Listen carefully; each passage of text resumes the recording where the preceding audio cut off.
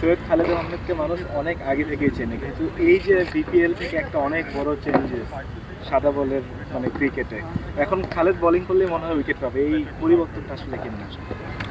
দেখেন, এটা জানি না বোলিং করলে উইকেট পাবো কিনা, বাট আমার টার্গেট থাকে মাঠে আমার 100% দেওয়ার আর জায়গাটা ধরে রাখার আর কি। তো এটা নিয়ে আমি কাজ করছি অনেক দিন ধরে, লাস্ট 2 বছর থেকে আমি কাজ করতেছি কেমনে ভালো করা যায়। অন অ্যান্ড অফ হইতেছিল না, বাট এইবার আমি চেষ্টা করছি যাতে পুরোটা যাতে আমার ভিতরে যা আছে আমি ইনশাল্লাহ দিয়ে চেষ্টা করি, দেখি হয় কিনা। তো আলহামদুলিল্লাহ আমি এখনও স্যাটিসফাইড না, বাট শুরু হয়েছে আর কি, হবে ইনশাল্লাহ সামনে আরও বেশি। অলমোস্ট সবারই তো একটা লক্ষ্য থাকে, সে ব্যাটসম্যান বলা হচ্ছে না কেন, যে একটা টুর্নামেন্ট এখান থেকে শেষ করবো অথবা যে কোনো কিছু। এই ঢাকা প্রিমিয়ার লিগ কেন্দ্রিক আপনার চিন্তা ভাবনাটা কেমন?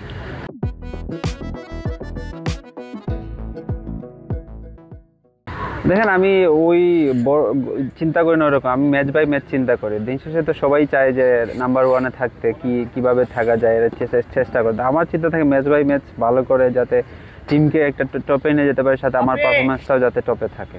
আপনার ফেস ইউনিটে আপনার সাথে হাসান মাহমুদও আছে, সো এটা মানে tell something about Hasan Mahmud. দেখেন, হাসান আমার অনেক ক্লোজ, অনেক দিন ধরেই আমার সাথে অনেক খেলাধুলা থেকে শুরু করে আমাদের সাথে সবসময় কন্টিনিউ কথা হয়, বোলিং নিয়ে কথা হয়, অন্যান্য বিষয় নিয়ে কথা হয়। তো আমার সাথে অনেক ক্লোজ। তো আমি বিশ্বাস করি ও সাদা বল লাল বল দুটা বলেই অনেক এফেক্টিভ বলার। তো আমার সাথে আমার পার্টনার হিসেবে পাওয়াটা অনেক ভাগ্যের আর কি। আমার কাছে খুব ভালো লাগে যেহেতু ও মাঠে থাকে, ও অনেক ফান করে, প্লাস বোলিংয়েও মনোযোগী, বোলিংয়েও হেল্প করে। লাস্টে যেমন বিপিএলে শরীফুল্লাহর আমি অনেক ডিসকাস করছি, এইবারও আমি হাসানের সাথে অনেক বেশি ডিসকাস করতে পারবো, এটাও আমার ভালো লাগার বিষয় আর কি। বেস ইউনিটে আপনার দুজন ছাড়াও শফিকুল ইসলাম এবং ইফরান আছে, সো মানে কম্বিনেশনটা আপনার চোখে কেমন? অবশ্যই ভালো, যে কোনো টিমে একটা লেফট আর্ম পেস বোলার থাকা অনেক effective, but unfortunate last match খেলতে পারে না, হয়তো টিম কম্বিনেশনের কারণে। বাট আমার মনে হয় আমরা যে 4 জন আছি, 4 জনই অনেক কোয়ালিটিফুল বোলার, তো অবশ্যই ওদের জন্য শুভকামনা। আপনাদের 4 জনের বাইরে একটু মিডিয়াম পেসের দিকেও যদি আসে, শাব্বির হোসেন বোলিং করে, আব্দুল আল মামুন বোলিং করে, সাজ্জাদুল হক রিপনও বোলিং করে, সো মানে ওভারঅল প্রাইম ব্যাংকের পেস ইউনিট মানে total combination pace unit plus স্পিনও অনেক ভালো। বাট পেস ইউনিটে ভালো আমি বলি, কালকে যেমন ইরফানের জায়গাটা কভার করে দিয়েছে সাব্বির।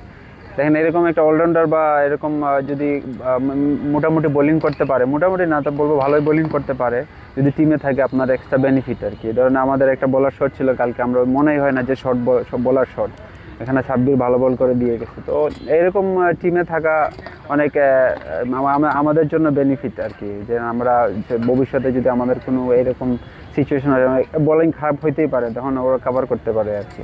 একদম শেষ প্রশ্ন, হেড কোচ হিসেবে বোলিং কোচ তালা জুবাইরকে পেয়েছেন, তো মানে ওভারঅল এক্সপিরিয়েন্সটা কেমন তালা ভাইয়ের সাথে কাজ করে? হ্যাঁ, ডোমেস্টিক্যালি দেখেন 3-4 জন কোচের মধ্যে উনি একজন আছে বোলিং কোচের মধ্যে। তো আমার কাছে ফিল হয় না, আমি ওনার সাথে টাইগার্সেও কাজ করছি, এইচপিতেও কাজ করছি, উনি আমাকে চিনে, আমি ওনাকে চিনি, আমার কি দরকার উনি বুঝে, আমি বললে উনি আমার কথা শুনে। তো এরকম আন্ডারস্ট্যান্ডিং কোচ পাওয়াটাও ভাগ্যের ব্যাপার। তো আমার কাছে ভালো লাগতেছে যে তালহা জুবাইর ভাই আমার সাথে আছে, এটাই আর কি। For more updates, subscribe to our YouTube channel and click on the bell icon. Follow us on Facebook and Instagram. Download T-Sports app to enjoy exciting games and highlights. Visit tsports.com.